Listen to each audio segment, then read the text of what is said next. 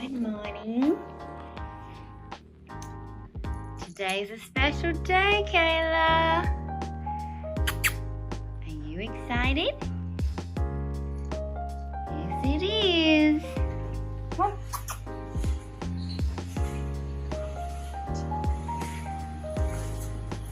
Good morning, Bryson. There's the Living Supplement Garden. Good morning, wow.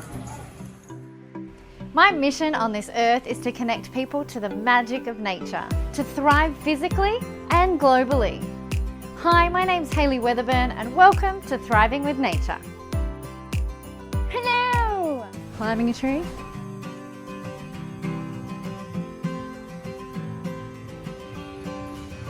I'm gonna warn you, I'm fostering a cat, a stray cat that lives at the end of our little lane here, and she just had 3 kittens. Hello, kittens. Are you as excited about today? Look at the other kittens. Mommy wants some food. They're hungry.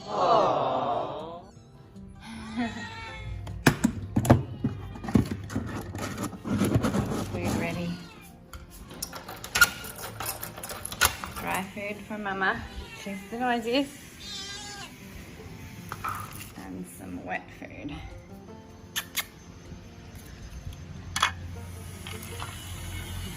My little one. That's Kayla's food. Do you want to get in trouble? Super cat.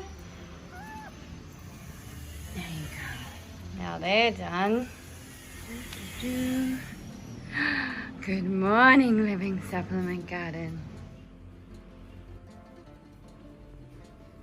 Good morning, Thrivers. Today is a special day. I will be officially beginning the process. Obviously, you've seen we've built the Living Supplement Garden box and put the soil in. And now we've waited to the correct day. So biodynamically, one of the things they mentioned, she actually references to, is planting to the cosmos, planting to the sun, moon, stars, and other planets. And she said, you know, we already know that, and that is in the form of the biodynamics, which has been studied for, I think it's like 80 years, 50 to 80 years with biodynamics research. And so I looked today, and today I can plant leaves up until 12 p.m. So anything with leaves. So if you don't know what biodynamics are, there's four parts of a plant: leaves, fruit, roots, and flowers. And so depending what you want to use that plant for, there are different times that are good to do things with. And it's because, like, the best way I can think about it without, you know, I want to go in and find the research for us all and do some proper presentation, and I'll do a webinar and all those kind of things. But the way you think about it is, you know how the moon affects the tides, right? And full moon, there's king tides. And also on full moons, there's more births and more accidents. You know, humans, we're 60 to 70% water, we're affected by the moon. You can understand that through gravity, through just the movement of things. And so depending where the water is, like if it's high tide, low tide, if it's pulling or whatever, the water is in different parts of the plant. And so that's what you do. So today up until 12 p.m, it is good to plant leaf plants. And so things like lettuce and kale. And so I'm going to be planting some lettuce and kale, spinach. I want to plant, a few seeds of each little pile and see which one comes up. I'm really want the lettuce to come up, but I understand that I'm in a hotter climate here. A lot of the lettuce in Bali grows up on the old mountains, the old extinct volcanoes, where it's a bit cooler.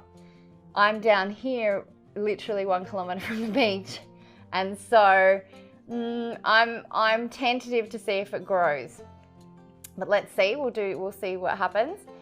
But I feel like kale may stick, and I do have spinach that has grown here, so that should be good. I basically want a few leafy, dark greeny vegetables that I'm going to be able to put in every salad, you know, pull a leaf off each one and add it to my salad each day, which will be amazing.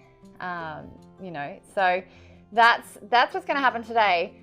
In a couple more days, I believe I can plant fruits, and I think tomorrow I can plant so leaves. I think there's flower time tomorrow, and then Tuesday is tomato. So I'm going to do a little bit each of those mornings to plant it according to the moon and stars, and I'm going to actually protect it. I'll talk about that later. Yeah, so without further ado, let's get going. All right, the first thing we need to do is look at all the seeds, and I've been thinking about it for a while. These are some of the organic seeds that I got the other day. I have so many seeds that I save. Let's put this all out. Look how small these Greek oregano are. You probably can't even see them. All right, so I have been giving it a thought about what I'm going to put in the Living Supplement Garden. Today is obviously leaf day, so we will be planting leaf stuff first. Then we've got, I do definitely want to put some tomatoes in. So I'm going to put some green leafy leaves and herbs. So we've got lettuce, as I said, I'm not sure. Kale dwarf, red Russian kale. We've got thyme, broadleaf sage. We've got arugula, lettuce, romaine, Paris Island cos. So these just came the other day. I'm definitely going to be putting a sunflower in, because if you read the Anastasia book, she believes a sunflower should be in every garden. So I'm going to at least put a sunflower or two in this garden. Actually, now that I think about it, I think one of the reasons why Anastasia recommends at least some sunflowers in your garden is because sunflowers can actually clean up the toxicity in your soil. So I have heard Ron, he's the guerrilla gardener over in LA. He talks about it in his masterclass about planting a whole heap of sunflowers before you do all your planting. Now I know that soil, I built that soil, so apart from the paint incident, which is preferably just some drops on top, which I think I've removed, this has no chemicals, so I'm not too worried, but I think that's one of the reasons. But I'm going to be putting a sunflower in anyway, so that won't be planted until tomorrow, because it's flower day tomorrow. So there we go. All the leaf stuff that we can plant today is literally, so that's a root, the marigold's flower, and that's fruit. So we won't be planting those this morning, but we will be planting these, which is very exciting. So let's get to it. It's really important to label things. That one I do know, luckily. Now I'll be planting on both the control and the actual My Living Supplement Garden. Of course I'll leave a circle for the control, but I'm not standing in it. That's the difference. Now, the reason why I'm planting where they're planting, the sunflower at the back, because it's sort of near the wall, it's probably going to get the highest amount of sun, and because it grows quite tall, I want the tall things that grow big. I probably need support for the tomato and cucumber, so I can put some sticks in there to support it. Basil's near the tomato because they're good companions. Then I've got kale down the side here. I've got arugula, and then red spinach and green spinach up here. Down the front I'm going to have the lettuce, and in the corner I put the carrots here because I think that's probably the most shaded. Although what I might do now, I'm thinking about it, is I actually might plant the carrots in between the kale, because they will be protected by the kale. The kale will grow quicker than the carrots, and the carrots need protection from direct sun, from the heat. So I might actually put the lettuce over here, the arugula down here, and I'm going to plant a carrots in between each of those and see what happens. Let's talk about preparing the bed. It's weird. One interesting thing to notice how there's more more different types of plants here at the moment than there is over here. Now, a couple of hypotheses I have, maybe this, I think they actually do get equal sun. I thought this one got less, was what I was thinking. But what I have been doing, obviously, as you've seen, I've been pouring a bit of me, washing a bit of me here and there into here.